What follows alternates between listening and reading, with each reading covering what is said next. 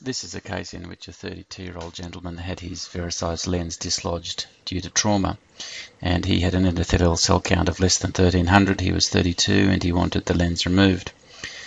The conj is removed, 7mm is observed, little cautery, and then a scleral tunnel incision as far back as I dared, but it was a highly myopic eye and you don't want to be too far back in a thin sclera.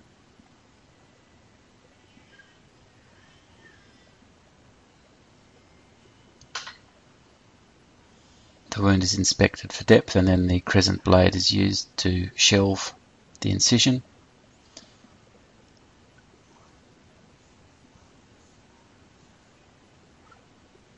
Then a 15-degree stab incision and viscoelastic heel-on used. The lens retrieved into a workable position,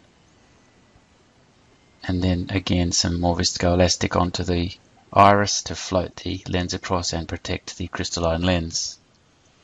An incision is made over the point of enclavation to facilitate disenclavation, and then the remainder of the wound is opened.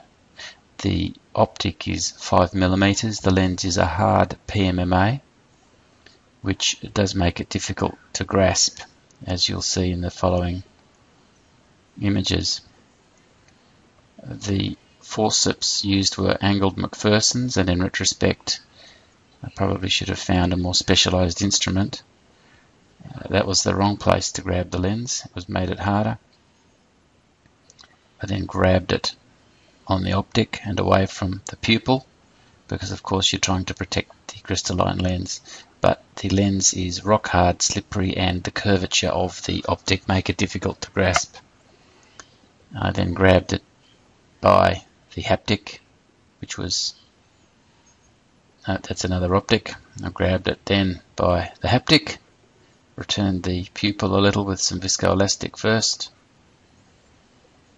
and this time I'm going to grab the haptic, which is flat, and although it's hard and slippery, it is easier to grasp.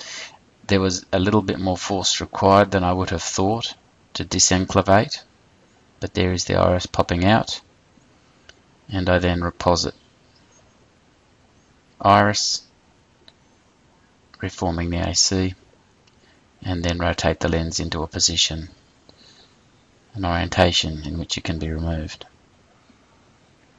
A little bit of extra viscoelastic to protect the crystalline lens and to float the Verisyse lens up to a position where it can be easily retrieved,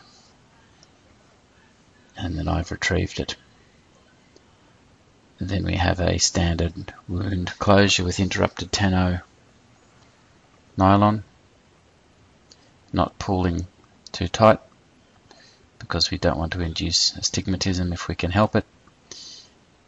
This eye is about a -16 diopter eye, so he'll probably be using a hard contact lens a soft contact lens from now on.